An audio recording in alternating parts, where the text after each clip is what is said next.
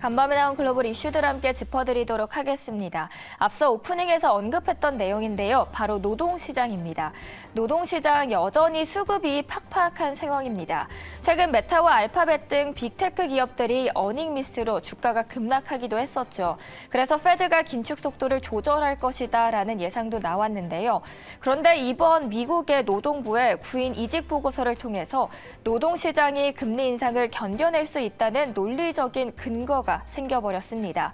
따라서 일각에서는 페드가 12월에 빅스텝 인상에 그칠 수 있다는 기대를 이제는 접어야 한다는 전망입니다. 실제로 이러한 보고서가 나오자 표 함께 보이시나요? 처음에 연준의 피벗 상승 기대감으로 출발한 뉴욕 3대 지수는 일제히 하락세로 돌아섰고 미국의 10년물 금리마저도 하락폭이 급격히 줄어들었습니다. 이번 현상에 대해서 CNBC는 이렇게 이야기를 합니다. 전례를 찾기 어려운 초강경 긴축이 아직은 먹혀들지 않고 있다라고 하고요. 월스트리트 저널의 기사도 보면 미국 노동시장의 공급 부족과 수요 초과 상황이 좀처럼 개선되지 않다라고 합니다. 이처럼 미국 경제가 잘못된 방향으로 가고 있다는 응답은 점점 더 커지고 있습니다. 이번에 월스트리트 저널의 조사 결과에 따르면 무려 71%가 부정적인 답변을 보였습니다. 반도 훌쩍 뛰어넘는 수치죠. 경제 상황이 안 좋아지자 일주일밖에 안 남은 바이든의 지지율도 외줄타기를 하고 있습니다. 불안한데요. 공화당에 투표할 것이라는 응답이 무려 46%로 민주당을 추월한 상황입니다. 사실 숫자만 놓고 봤을 때는 비슷한데 할 수 있지만 외신에서 바라보기를 추세상으로는 공화당이 호조라는 점은 분명하다라고 말합니다. 그리고 그 이유는 사람들의 관심인데요. 저번 선거에서 큰 역할을 했던 바이든의 공약, 낙태 관련 거였죠.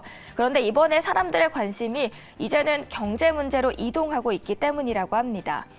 그의 다급함은 석유 업체들로 향하고 있습니다.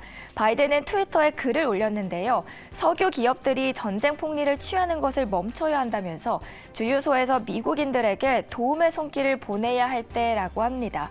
전날에 이어서 또다시 한번 유가를 내리라고 경고음을 펼친 겁니다.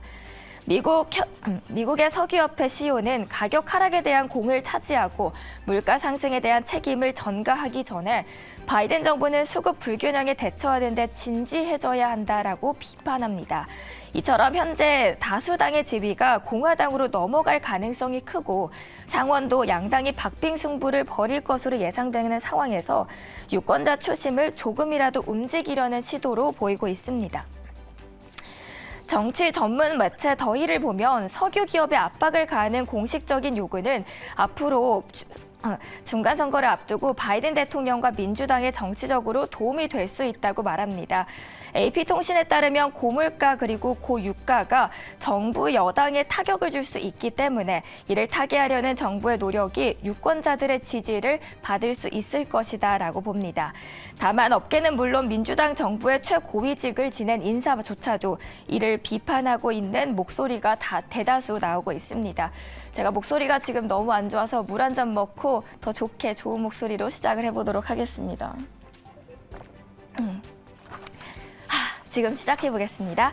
레리 서머스는 이날 트위터에 나는 에너지 기업 횡재세 주장을 이해하지 못한다고 말하면서 수익성을 낮추면 오히려 투자를 위축시켜서 우리의 목표와 정반대로 가게 할 것이다 라고 주장을 합니다. 그리고 논리적으로 봐도 엑슨모빌은 현재 횡재에도 불구하고 사실 지난 5년간 전체 시장 평균 이익을 밑돌았다라는 사례도 있습니다. 이 인물 누구신지 궁금하실 텐데요. 민주당 측 인사입니다. 바이든 정부의 경제 정책에 비판적인 견해를 견지하는 대표적인 전문가이기도 한데 지난해 바이든 정부의 경기 부양이 과도하면서 인플레이션 위험을 일찌감치 경고하기도 했고 앞서 제닛 옐런 주장을 반박하면서 1년과 2년 내에 경기 침체 가능성을 예측하기도 한 인물입니다. 지금 바이든의 상황은 사실 그리 좋지는 않습니다. 미국에서 이곳만은 무조건 민주당이 차지할 거야 하는 뉴욕주의 주지사 선거마저도 이제는 공화당의 후보가 예상외로 선전하고 있습니다.